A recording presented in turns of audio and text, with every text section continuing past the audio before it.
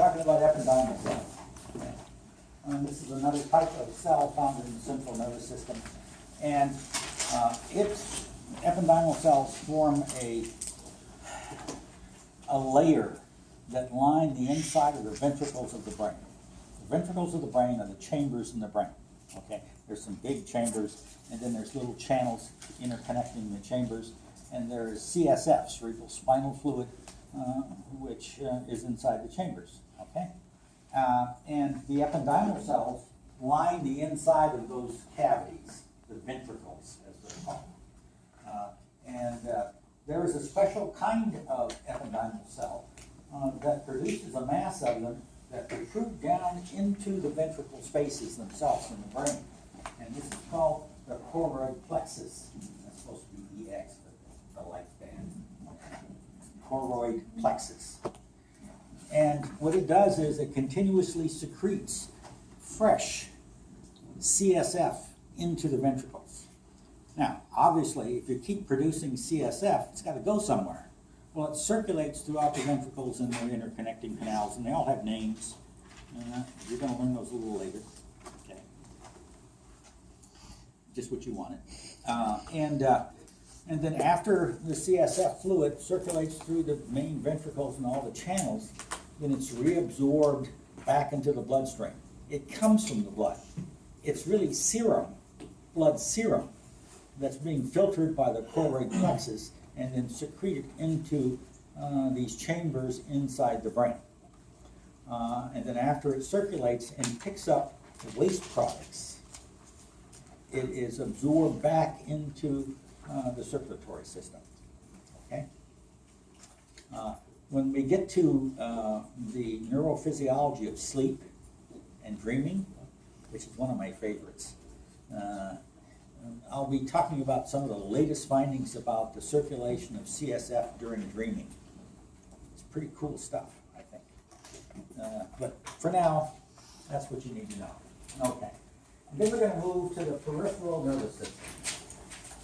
And of course there's neurons. There's clumps of neurons in the peripheral nervous system. It's not up there on the list. So let me talk about it briefly. Okay. Clumps of neuron somas in the peripheral nervous system are called ganglia. Clumps of neuron somas located in the peripheral nervous system. That's outside of the brain and spinal cord, but in the body, of course. They're called ganglia. And they're located in 3 basic locations. There are exceptions to that. But I'm just going to give you the 3 major locations of the ganglia in the peripheral nervous system. First of all, there is the spinal nerve ganglia.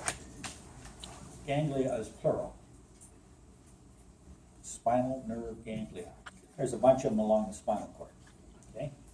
And then there is the ganglia of the cranial nerves.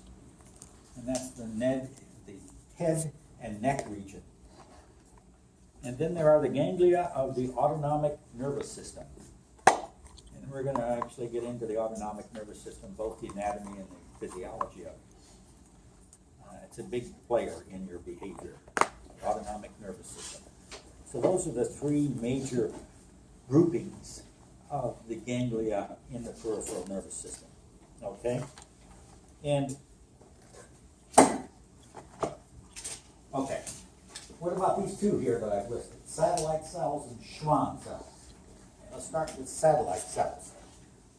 Satellite cells carry out, for the most part, the same basic functions of the glial cells in the central nervous system.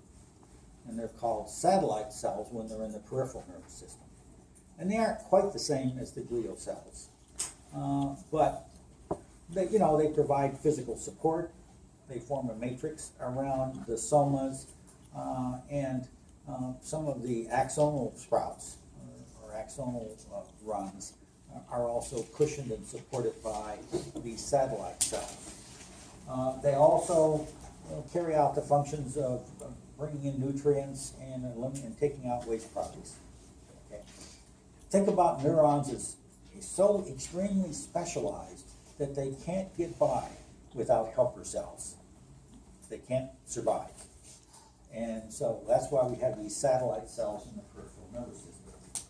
This next one is, what's you suppose the name of the guy is who wrote the first paper on these cells? It's Dr. Schwann, okay? They're called Schwann cells. And they carry out similar functions, put in a different way, to the myelinated oligodendroglial cells in the central nervous system. They're doing it out here in the peripheral nervous system. Now, they don't look like oligodendroglial cells. What they look like are little pancakes. That's the best description I can give you. Think about a foot-long hot dog, and then you've got a pancake, a thin pancake, with a little lump where the nucleus is and all that.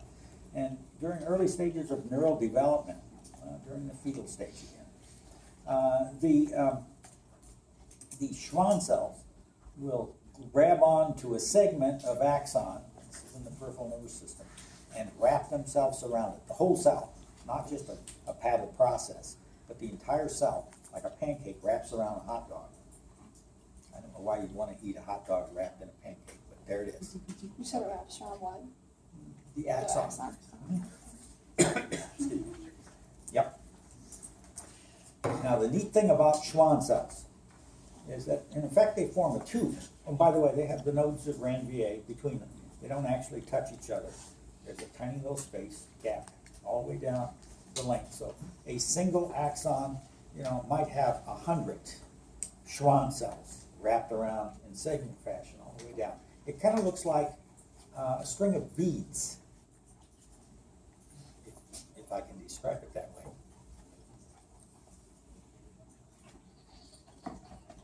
Okay, now, this is really very interesting because what happens is if an axon is injured in the peripheral nervous system, and it isn't completely displaced, where it's still